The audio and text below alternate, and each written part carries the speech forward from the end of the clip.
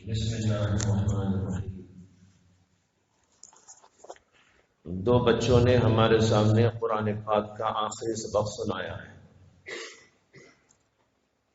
یہ دونوں بچے قرآن کریم کے حافظ ہو گئے۔ ایک سبق ان دونوں کا باقی تھا، وہ انہوں نے یہاں پر آ کر تکمیل کی۔ یہ بچے پڑھتے ہیں کیا علاقہ؟ ہرپن ہلی میں ایک مدرسہ ہے۔ اس مدرسے میں حفظ کی تعلیم ہے، ناظرہ کی تعلیم ہے۔ چند سال پہلے وہ مدرسہ قائم ہوا، ماشاءاللہ چل رہا ہے۔ وہاں پڑھ کر یہاں ختم کیا، چلے وہاں سے پہنچے یہاں تک، اور پھر چلتے چلتے ایک دن وہ زمانہ آئے گا کہ اللہ تعالیٰ کی طرف سے کہا جائے گا حافظ قرآن سے، پڑھتا جا، چڑھتا جا، تیری آخری منزل وہاں ہوگی جہاں کہ تیری آخری آیت ختم ہوگی۔ ابھی تو سفر ہی سفر ہے، جتنے لوگ دنیا میں آئے ہیں وہ سفر ہی سفر میں ہیں۔ ہم بھی سفر میں ہیں، آپ بھی سفر میں ہیں، ہر انسان سفر میں ہے۔ نبی اکرم صلی اللہ علیہ وسلم نے فرمایا، کن فی الدنیا کأنک غریب او عابر سبیل، دنیا میں اس طرح رہو جیسے کہ مسافر رہتا ہے، یا ایسا رہو جیسے کہ کوئی راہ گزر ہوتا ہے، راستہ چلنے والا۔ تو سب کے سب مسافر ہیں، منزلیں طے ہو رہی ہیں، لیکن یہ منزلیں قدم سے نہیں، یہ منزلیں عمل سے طے ہوتی ہیں۔ قدم تو چاہے وہی رہے، جیسے ابھی ہم نے نماز پڑھی، قدم تو ایک ہی جگہ تھا، ایک رکعت پڑھی ایک منزل طے ہو گئی، اور ایک رکعت پڑھی ایک اور منزل طے ہو گئی، اور ایک رکعت پڑھی اور منزل طے ہو گئی۔ سبحان اللہ کہا، ایک منزل طے ہو گئی۔ قرآن کی تلاوت کی، ایک منزل طے ہو گئی۔ اس طرح یہ سفر عمل کے ذریعے طے ہوتا ہے۔ انسان کرنے والے اعمال کے دو طرح کے ہوتے ہیں، ایک نیک عمل کرنے والے، ایک برا عمل کرنے والے۔ سفر تو دونوں کا ہو رہا ہے، کسی کا سفر بھی رکا ہوا نہیں ہے۔ نیک آدمی نیک کام کر رہا ہے، اس کا سفر بھی طے ہو رہا ہے۔ برا انسان برائی کر رہا ہے، اس کا سفر بھی طے ہو رہا ہے۔ اور کوئی انسان نہ اچھا کر رہا ہے نہ برا کر رہا ہے، خاموش بیٹھا ہے، اس کا بھی سفر طے ہو رہا ہے۔ لیکن فرق کیا ہے؟ ایک آدمی نیک عمل کرتے ہوئے اپنی جنت کی طرف چلنے کے سفر کو پورا کر رہا ہے، اور ایک دن آئے گا کہ اس کا سفر آخری اور انتہائی منزل کو پہنچے گا اور وہ جنت میں داخل ہو جائے گا۔ برا کرنے والا برا عمل کرتا جا رہا ہے، وہ بھی سفر میں ہے، اور روزانہ اس کا سفر طے ہو رہا ہے۔ شراب پینے والا شراب پی رہا ہے، سفر مکمل ہو رہا ہے۔ جوا کھیلنے والا جوا کھیل رہا ہے، سفر کی منزلیں طے ہو رہی ہیں۔ جھوٹ بولنے والا جھوٹ بول رہا ہے، سفر کی منزلیں طے ہو رہی ہیں۔ لیکن یہ جو سفر ہے اس کا جہنم کی طرف ہے۔ ایک دن آئے گا، سفر کی انتہا کو پہنچے گا، اور منزل پر پہنچ جائے گا تو سامنے جہنم ہو۔ تو بتائے رہا ہوں کہ سفر تو سب کا طے ہو رہا ہے، کسی کا رکا ہوا نہیں۔ زندگی گزر رہی ہے، آپ اچھا کریں کہ برا کریں، پڑھیں کہ نہ پڑھیں، نماز پڑھیں یا نہ پڑھیں، غلط کام کرے کہ اچھا کام کرے، آپ کا سفر برابر طے ہو رہا ہے، ایک دن نتیجے تک پہنچ جائے گا، اچھے عمل کرنے والے کا اچھا انجام، برا عمل کرنے والے کا برا انجام۔ ہمارے شیخ حضرت مولانا شاہ ابرار الحق صاحب نور اللہ مرقدہ فرماتے تھے، ہر آدمی جو بھی قدم اٹھا رہا ہے اس کا وہ قدم یا تو جنت کی طرف ہے یا دوزخ کی طرف ہے۔ ہم سوچ نہیں رہے ہیں لیکن بہرحال ہو رہا ہے۔ نیکی کی طرف قدم بڑھایا، جنت کا سفر طے ہوا، برائی کی طرف قدم بڑھایا، جہنم کی طرف سفر طے ہو گیا۔ اس لیے نیک کام کرنا چاہیے، اچھا کام کرنا چاہیے، اور اپنے وقت کو بیکار بھی نہیں کرنا چاہیے۔ بیکار کرے گا آدمی اپنے وقت کو، کل بہت پچھتاوا ہوگا، پشیمان ہوگا، اللہ نے مجھے کتنا وقت دیا تھا، اے کاش کہ میں اس کے اندر کچھ کر لیتا تو کتنا اچھا تھا۔ حدیث میں آتا ہے کہ نبی اکرم صلی اللہ علیہ وسلم نے فرمایا، نعمتان مغبون فیہما کثیر من الناس، الصحۃ والفراغ۔ دو نعمتیں بڑی عظیم الشان ہیں اللہ کی، جن میں بیشتر لوگ، اکثر بیشتر لوگ دھوکہ کھاتے ہیں۔ کیا دو نعمتیں؟ فرمایا کہ ایک صحت کی نعمت اور ایک فراغت کی نعمت۔ اللہ نے وقت دیا ہے، موقع دیا ہے، جیسے آپ لوگوں کو موقع دیا ہے کہ مدرسے میں آؤ، آپ کو کمانا نہیں ہے، کسی کو پالنا نہیں ہے، کوئی اور محنت نہیں کرنا ہے، اللہ نے فراغت کا وقت دے دیا ہے، اور ساتھ ساتھ صحت بھی دے دی ہے۔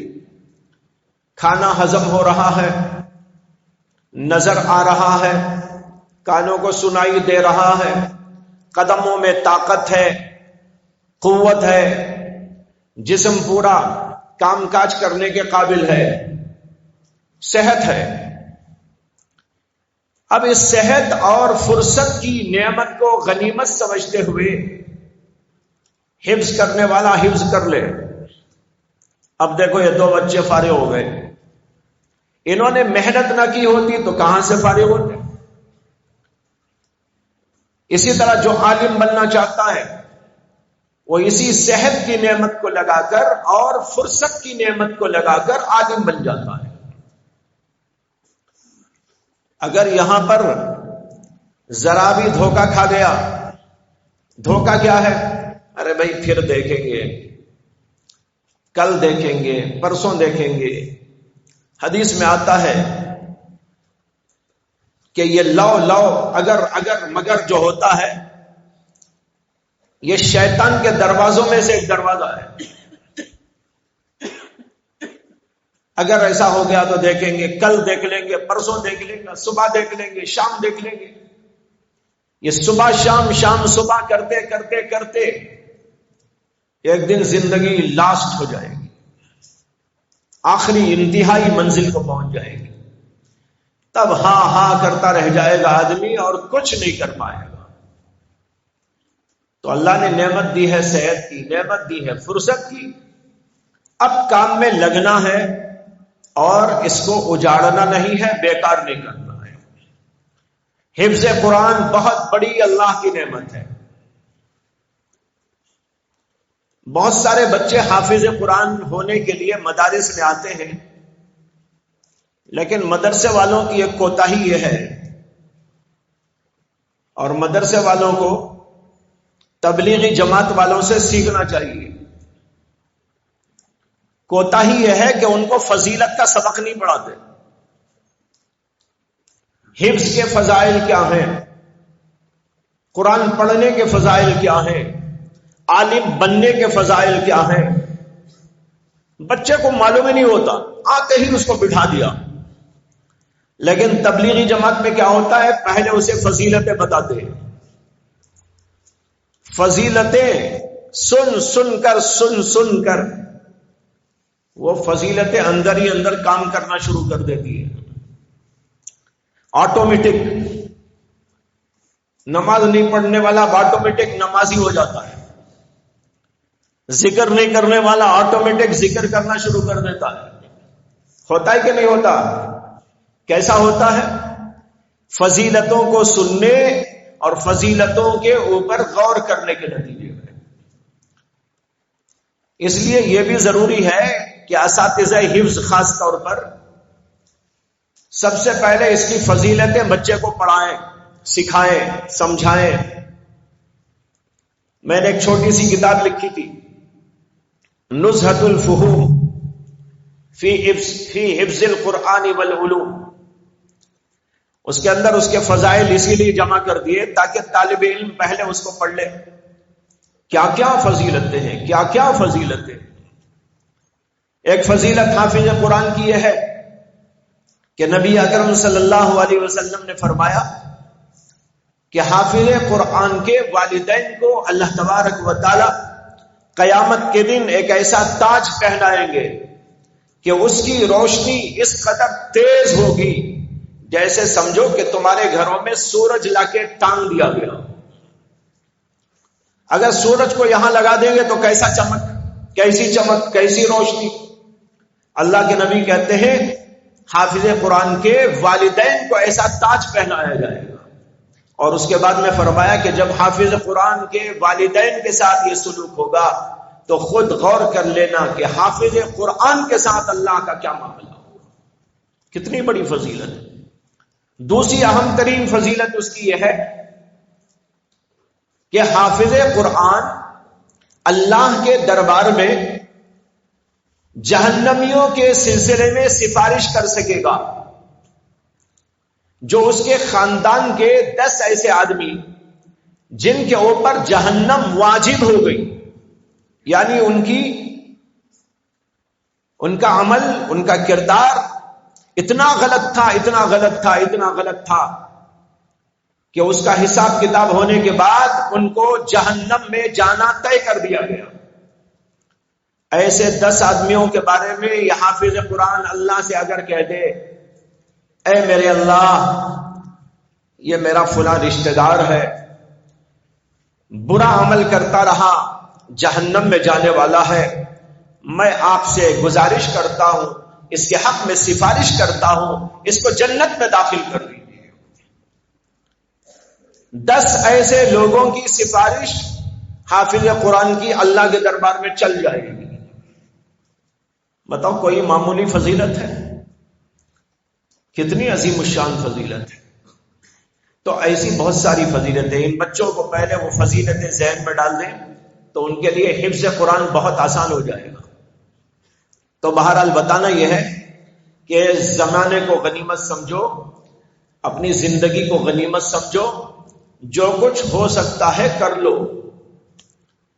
جب وہ دن آ جائے گا جس دن کے چل چلاؤ کا وقت ہوگا، اللہ کا فرشتہ سامنے کھڑا ہوگا اور کہہ رہا ہوگا کہ چلو بھائی بلاوا آ گیا ہے، تو اس وقت کچھ بھی آپ نہیں کر سکتے.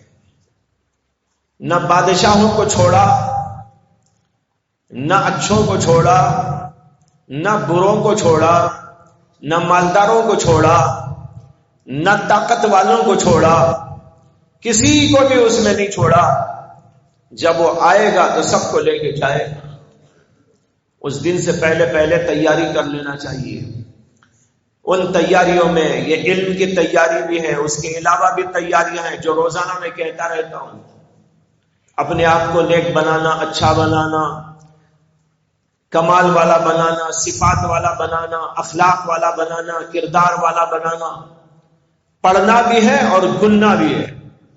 حضرت مولانا قاسم صاحب نانوتوی رحمت اللہ علیہ وہ ایک دفعہ بیٹھے ہوئے تھے، وہاں سے مولانا اشرف علی صاحب تھانوی وہ اس زمانے میں پڑھ رہے تھے، طالب علم تھے، دیوبند کے مدرسے میں پڑھتے تھے. تو وہاں کسی کام سے ایسا گزر گئے تو مولانا قاسم صاحب نانوتوی نے ان کو بلایا اور کہا کیا پڑھتے ہو؟ میں فلاں کتاب پڑھتا ہوں. تو فرمایا کہ صرف پڑھنا نہیں ہے، پڑھنے کے ساتھ گننا بھی ہے. پڑھنا ہی نہیں ہے، پڑھنے کے ساتھ گننا بھی ہے. گننا کے معنی کیا؟ یعنی اپنے آپ کو بنانا ہے، اپنے آپ کو تیار کرنا ہے، عملی طور پر اپنے آپ کو اس سے آراستہ پیراستہ کرنا ہے. تو یہ سب کام جو ہوتے ہیں یہ اسی سفر میں ہوتے ہیں. سفر ختم ہو جائے گا تو کہاں ہوں گے؟ اللہ نے یہ سفر ہم سب کو دے دیا ہے، بہت غنیمت موقع ہے. جتنا کر سکتے ہو کرتے چلے جاؤ. جو حفظ میں لگے ہوئے ہیں مایوس نہ ہو. اللہ تبارک و تعالیٰ نے دروازے کھول رکھے ہیں. بعض بچے ذرا کمزور ہوتے، پڑھتے پڑھتے پڑھتے وہ بیزار ہو جاتے ہیں، کہتے ہیں ہمیں یاد ہی نہیں ہوتا. لیکن ان بچوں کو ایک تو اللہ سے دعا کرنا چاہیے. دیکھو اللہ کے دربار ہی سے ملتا ہے جو کچھ ملتا ہے، طے ہے نا. یہ تو کہیں اور سے ملتا ہے؟ دماغ ملنا ہے، دل ملنا ہے، اور قوت ملنا ہے، طاقت ملنا ہے، حافظہ ملنا ہے، ذہانت ملنا ہے. یہ سب ملے گا تو اللہ ہی کے دربار سے ملے گا. جب اللہ ہی کے دربار سے ملنا ہے، اور یہ بھی طے ہے، معلوم ہے کہ اللہ کا دربار وہ دربار ہے جس کے اندر نا کا خانہ نہیں ہے، وہاں سے ضرور ملتا ہے. ایسا نہیں کہ بھئی نو اسٹاک ہمارے پاس نہیں ہے جاؤ. ایسا ہے؟ اللہ کے پاس تو سب کچھ ہے. تو پھر مایوس کیوں ہوتے ہو؟ دل لگا کر اللہ سے دعائیں مانگو، خوب گڑ گڑا کر مانگو. اے اللہ میں تیرے علم کو حاصل کرنے کے لیے آ گیا ہوں، مجھے یہاں سے بے علم نہیں جانا ہے، علم کو لے کر جانا ہے.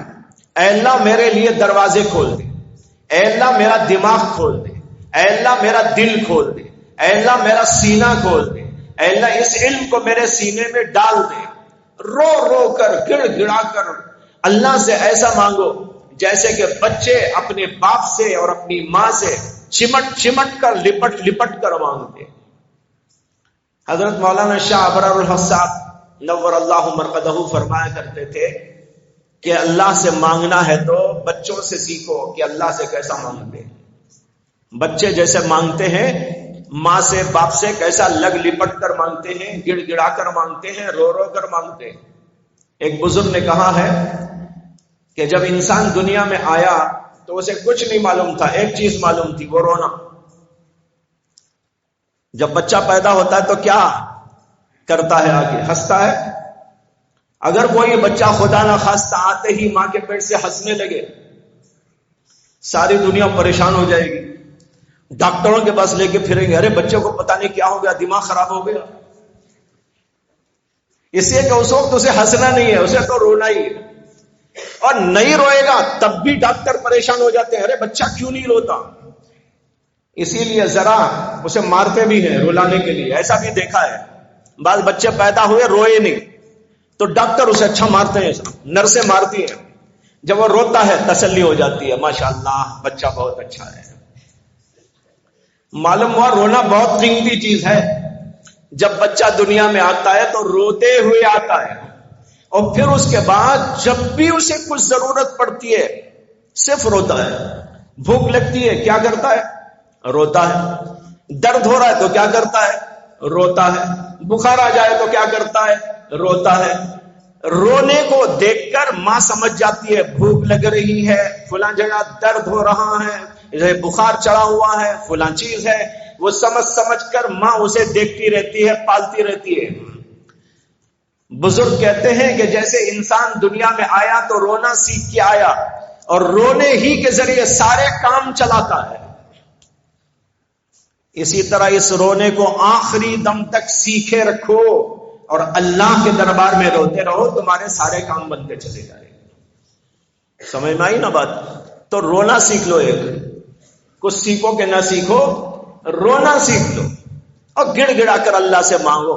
اللہ تعالیٰ دینے والے ہیں. اللہ تعالیٰ ہم سب کو ہدایت عطا فرمائے. ان بچوں کے حق میں دعا کرو کہ اللہ تعالیٰ ان بچوں کو ان کی عمر میں زیادتی عطا فرمائے، برکت عطا فرمائے، ان کے علم میں برکت عطا فرمائے، ان کے والدین کے حق میں اور ان کے حق میں ان کے اس حفظ کلام کو اللہ تبارک و تعالیٰ مبارک فرمائے، اور ان کو وہ برکتیں اور سعادتیں عطا فرمائے جو حدیث کے اندر رسول اللہ صلی اللہ علیہ وسلم نے عطا فرمائی ہیں۔